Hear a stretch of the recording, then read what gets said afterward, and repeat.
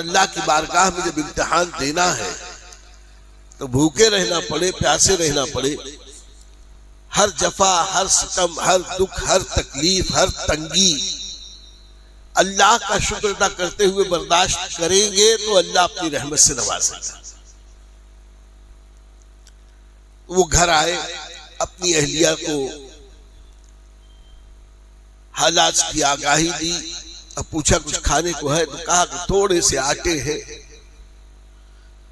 और उस आटे से जो रोटियां बननी है वो अपने बच्चों को खिलानी है।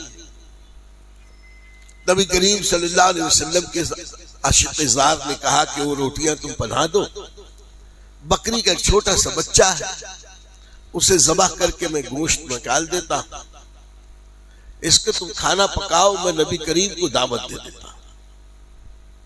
इसलिए कि आका करीम खुद कई रोज के फाके से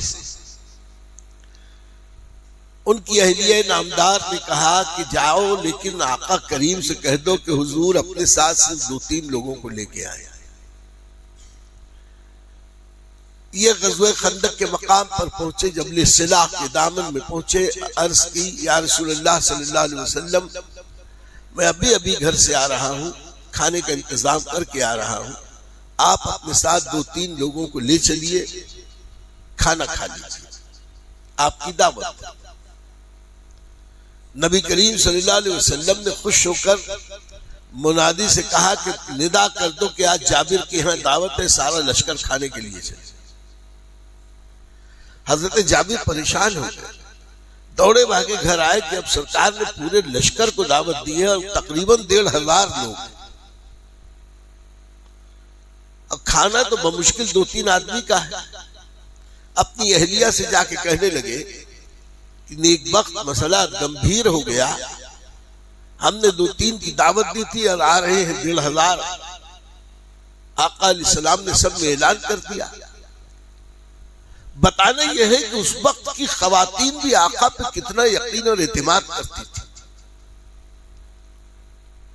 वो जानती थी कि अल्लाह के नबी सल्लल्लाहु अलैहि वसल्लम को अल्लाह ने 2 जहान की हुकूमत दी है, जो चाहे अल्लाह ने उनके लिए आसान किया है। इसलिए अर्ज करती है कि घबराते क्यों है, आपने दावत कितनों को दी? कहा हमने तो 2-3 की दी। कहा जो 2-3 की दावत दी उनको खिलाना आपकी जिम्मेदारी है, और 1,500 की दावत सरकार ने की है तो उनको खिलाना सरकार की जिम्मेदारी। वक्त मुकर्ररा पर नबी करीम सल्लल्लाहु अलैहि वसल्लम सहाबा को लेके चले। आज भी वो जगह अहले इल्म के नजदीक मारूफ है, जहां पर जबल सिला के अगले हिस्से में एक पहाड़ के दामन में जहां एक मस्जिद बनी है, और उस मस्जिद का नाम है मस्जिद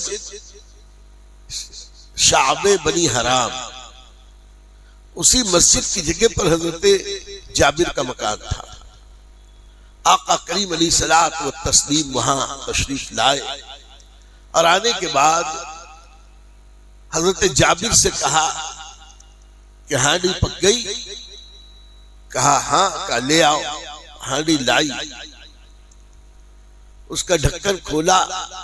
सरकार सल्लल्लाहु अलैहि वसल्लम ने अपना कुछ लुआबे दहन जुलाले मुबारक निकाल के हांडी में डाल दिया, और उसे अपने रुमाल से या किसी कपड़े से ढांक दिया। कहा कि जाओ घर में कह दो कि जो इसमें से सालन निकाले इसमें झांके ना, बल्कि ऐसे ही डोई डाल डाल के सालन निकालते रहे। अब फिर फरमाया कि आटा कहाँ है? कहा हुजूर सान के रखा है, अभी रोटी बनी नहीं। कहा ले आओ। अब फिर उस आटे पर सरकार ने अपना लुआबे दहन ऐसे लगा दिया ऊपर, जैसे अपने हमारे यहाँ आटे के सान देने के बाद ऊपर जरा सा तेल मल देते हैं, ऐसे ही लुआबे दहन शरीफ लगाया, उस पर भी एक कपड़ा डाल दिया। कहा कि और आजू बाजू की 2 औरतों को और बुला लो कि वो भी रोटियां बनाए, और सबसे कह देना कि झांक के ना देखे, बल्कि हाथ डाल के उसमें से आटा निकालते रहे। रोटियां बननी शुरू हुई। नबी करीम सल्लल्लाहु अलैहि वसल्लम ने सहाबा से कहा कि 10-10 लोग आते जाओ, खाते जाओ। अब साहबा किराम आते, दस्तरखान पे बैठते, खाना आता गया, खा चुके, ये निकले, दूसरे आए, वो निकले, तीसरे आए, यहां तक के पूरा लश्कर पेट भर के खा चुका। आखिर में नबी करीम सल्लल्लाहु अलैहि वसल्लम तशरीफ लाए, उन्होंने भी नोशिजान फरमाया और बरकत की दुआएं देते हुए चले गए। आप जरा तसव्वुर करें कि हजरत जाबिर इब्न अब्दुल्लाह के घर उस वक्त खुशियों का क्या आलम रहा होगा। आका करीम का मुजज़ा दम बदम देख रहे हैं। यहां तक कि जब ये लोग चले गए, तब जब दरिया बह रहा है तो महरूम क्यों रहे, गुर्बत का जमाना था, इन्होंने उसमें से रोटियां और वो निकाल निकाल के मोहल्ले में बांटनी शुरू की। मोहल्ले भर के लोग खा चुके। एक रिवायत में है कि पहला दिन, दूसरा दिन, तीसरा दिन, 3 दिन तक जब जरूरत होती उसी में से सालन निकालते, उसी में से आटा निकालते, रोटियां बनाई जाती, खा लिया जाता। 3 दिन के बाद घर वालों को जरा सा कुछ खुद बुद हुई दिल में कि आखिर इसमें है कितना। तो उन लोगों ने जरा रुमाल हटा के देख लिया। जैसे ही रुमाल हटाना था तो वो देखा, वो कहते हैं कि हम फैसला न कर पाए कि जब ये आटा गूंधा गया था उस वक्त ज्यादा था कि अभी ज्यादा। सालन वैसे के वैसे ही।